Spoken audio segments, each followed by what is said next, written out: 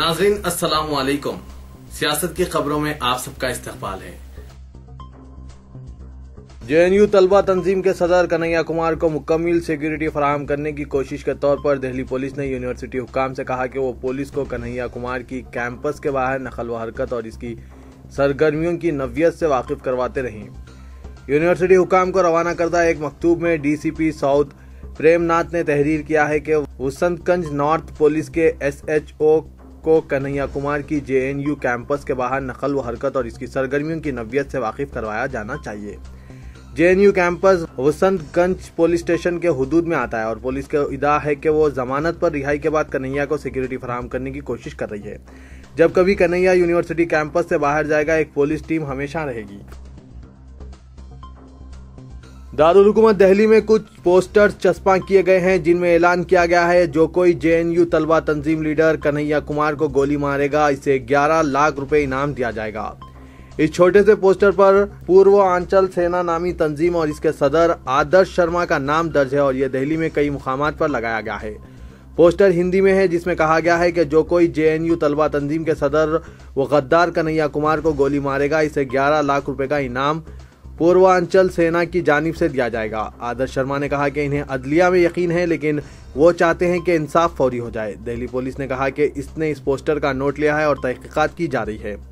आदर्श शर्मा ने कहा कि कन्हैया कुमार गद्दार है और इसने मुल्क के खिलाफ नारे लगाए हैं। अदालतों में भी इंसाफ होगा लेकिन हम चाहते हैं कि इंसाफ फौरी किया जाए, इसीलिए इनाम का ऐलान किया गया है। हिंदुस्तान में किसी मुबैना दहशतगर्द हमले के अंदेशों पर मुश्तमिल इत्तलात पाकिस्तान से मिली है और इन हमलों का मकसद गुजरात के अहमदाबाद में असर दिखाना है। यह हमले शिवरात्रि त्यौहार और जारिया पार्लियामेंट सेशन के दौरान हो सकते हैं। इन इत्तलात के बाद गुजरात में हाई अलर्ट कर दिया गया है और जगह जगह तलाशी मुहिम जारी है। अदम रवादारी से मुतालिक अपने रिमार्क्स के चंद यौम बाद बॉलीवुड स्टार आमिर खान ने कहा कि हिंदुस्तान निहायत रवादार मुल्क है लेकिन ऐसे लोग हैं जो नफरत फैलाते हैं और वज़ीर आज़म नरेंद्र मोदी से इनको काबू में रखने की अपील की। अदाकार मौसूफ का यह भी मानना है कि वो हुनूज मुल्क के ब्रांड एम्बेसडर हैं, भले ही हुकूमत ने उनकी खिदमत मुनक़ता कर दी है, और कहा कि हिंदुस्तान उनका मादर वतन है, ना कि कोई ब्रांड। वो इंडिया टीवी पर रजत शर्मा के शो आपकी अदालत में मुखातिब थे और इस चैनल के जारी करदा सहाफती बयान के मुताबिक आमिर ने कहा कि हमारा मुल्क निहायत रवादार है लेकिन अब ऐसे लोग हैं जो बदगुमानी फैलाते हैं। वो लोग इस ज़बरदस्त मुल्क को तोड़ने की बातें करते हैं। इस तरह के लोग तमाम मज़ाहिब में मौजूद हैं, सिर्फ मोदी जी इन्हें रोक सकते हैं। आखिर वो हमारे पीएम जो हैं, हमें उन्हीं से कहना पड़ेगा। आमिर ने कहा कि सलामती का एहसास इंसाफ के सिस्टम से हासिल होता है जिसे आजिलाना इंसाफ को यकीनी बनाने चाहिए। नेज़ मुंतखब नुमाइंदों पर भी जिम्मेदारी आयद होती है जिनको जब कभी कुछ गलत हो अपनी आवाज़ बुलंद करना चाहिए। उन्होंने कहा कि आखिरकार कानून तो सबके लिए यकसा हैं और कोई भी कानून से बालातर नहीं है। बदबख्ती से बाज़ लोग हैं जो मनफी बातें और नफरत फैलाते हैं। आमिर खान ने कहा अगर मैं गलत नहीं कह रहा हूं तो हमारे वज़ीर आज़म ने भी तशवीश जाहिर की है। उनका नारा सबका साथ सबका विकास है। आमिर ने जो अपने रिमार्क्स के जरिए शहर सुर्खियों में आए कि उनकी अहलिया को बढ़ती अदम रवादारी पर हिंदुस्तान छोड़ देने का ख्याल आ रहा है। मेगा स्टार अमिताभ बच्चन के इस रिमार्क पर भी उन्होंने अपने बयान के जरिए हिंदुस्तान की शिनाख्त को नुकसान पहुंचाया। जवाब में कहा कि बढ़ती अदम रवादारी के सबब अदम सलामती का एहसास पाया जाता है। मैंने मेरे इंटरव्यू में कहा था जिससे दिल शुगस्ती और अदम सलामती का एहसास पाया जाता है और अदम रवादारी बढ़ रही है, लेकिन ये दो मुख्तलिफ बातें हैं। मेरी गलत तर्जुमानी की गई। मैंने कभी नहीं कहा कि हिंदुस्तान अदम रवादार मुल्क है।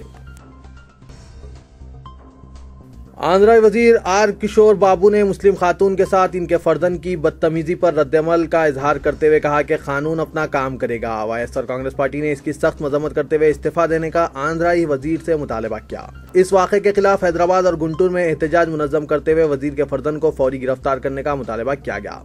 कल एक मुस्लिम खातून ने आंध्राई वजीर किशोर बाबू के फर्जन पर नशे की हालत में इनसे बदसलूकी करने और जबरदस्ती अपनी कार में बिठाने की कोशिश करने का बंजारा हिल्स पुलिस स्टेशन में शिकायत दर्ज की थी। पुलिस ने इब्तिदा में सिर्फ वजीर के फर्जन के ड्राइवर के खिलाफ मुकदमा दर्ज किया। एहतजाज के बाद वजीर के फर्जन के खिलाफ नोटिस जारी की गई और इंसाफ करने का तयक़ुन दिया।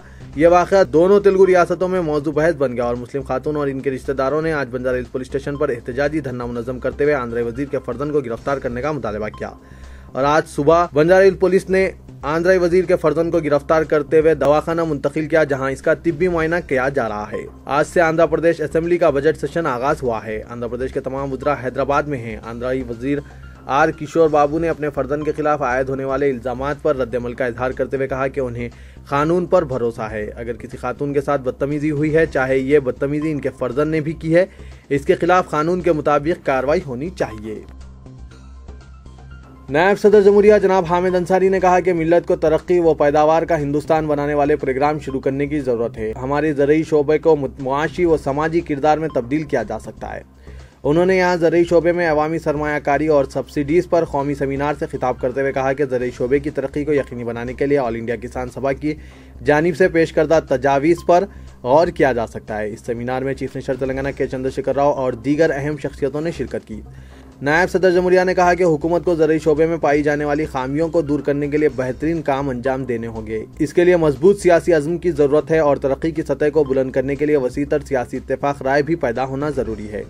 नायब सदर जमहूरिया ने मजीद कहा कि हमको एक समाजी अज़्म के साथ मुआशी तरक्की की ख्वाहिश भी होनी चाहिए, जिसके बाद ही हम दही शोबे की तरक्की में दरपेश चैलेंजेस का सामना कर सकते हैं। सिर्फ फंड जारी करने से मकासद पूरे नहीं होंगे, बल्कि समाज में पाए जाने वाले मुआशी फ़र्क को दूर करना होगा। मुकम्मिल सूरज ग्रहण 9 मार्च 2016 को होगा, जबकि हिंदुस्तान में सूरज ग्रहण जज़वी तौर पर दिखाई देगा। मुल्क के बाद हिस्सों शुमाल मगरिबी और मगरिबी हिस्सों में सूरज ग्रहण दिखाई नहीं देगा। यह इस साल का पहला सूरज ग्रहण होगा। इसके बाद हिंदुस्तान में 2019 तक कोई सूरज ग्रहण दिखाई नहीं देगा। सूरज ग्रहण 9 मार्च की सुबह 4:49 से शुरू होगा और यह 10:05 तक रहेगा, जबकि मुकम्मिल सूरज ग्रहण का वक्फा सुबह 5:47 से 9:08 तक रहेगा। मार्च 2016 में होने वाला सूरज ग्रहण 5 साल के वक्फे के बाद हो रहा है। इससे कबल 4 जनवरी 2011 को जज़वी सूरज ग्रहण वक़ू हुआ था। शहर के शाहीनायतगंज इलाके में शाहराए आम पर 3 अफराद ने तलवारों से एक नौजवान पर हमला कर और इसके भाग खड़े होने पर दौड़ा कर हमले किए। नौजवान ने शदीद जख्मी हालत में शाहीनायतगंज पुलिस स्टेशन में पनाह ली। वहां मौजूद पुलिस अमला खून में लुथपुथ नौजवान को देखकर हैरान हो गए और जख्मी नौजवान को फौरी तौर पर दवाखाना उस्मानिया मुंतकिल किया, जहां इसकी हालत नाजुक बताई गई है। इस दौरान पुलिस ने ताक़ुब करते हुए तीनों हमलावरों को भी गिरफ्तार कर लिया और इनके कब्जे से तलवारें जब्त कर ली। पुलिस जराये के मुताबिक 23 साला नौजवान मूर्ति साकिन जुमेरात बाजार ने चंद माह कबल एक मुकामी लड़की 19 साला शिवानी से लव मैरिज कर ली। लड़की के अफराद खानदान से इस नौजवान का तनाज़ा चल रहा था। नौजवान अपनी बीवी शिवानी को लेकर BN रेड्डी नगर में अलहदा किराए के मकान में मुकीम था। पुलिस ने बताया कि मूर्ति कल रात किसी काम से अपने कदीम मकान वाक़ जुमेरात बाजार की सिमत जा रहा था कि लड़की के रिश्तेदारों ने इसे देख लिया। खतरा महसूस करते हुए मूर्ति वहां से फरार हो रहा था कि शिवानी के रिश्तेदारों शिवा उर्फ गुड्डू, जतीश उर्फ चंटी और भोला अपने मकान से तलवारें लेकर बाहर निकल आए और मूर्ति पर हमला कर दिया। मूर्ति जान बचाने दौड़ता हुआ किसी तरह सीधे शाहीनायतगंज पुलिस स्टेशन के इहाते में दाखिल हो गया और इंतहाई शदीद जख्मी हालत में गिर पड़ा। पुलिस ने फौरी एम्बुलेंस के जरिए इसे हॉस्पिटल मुंतकिल किया। तो ये था आज का खबरनामा। दीजिए इजाजत। अल्लाह हाफिज।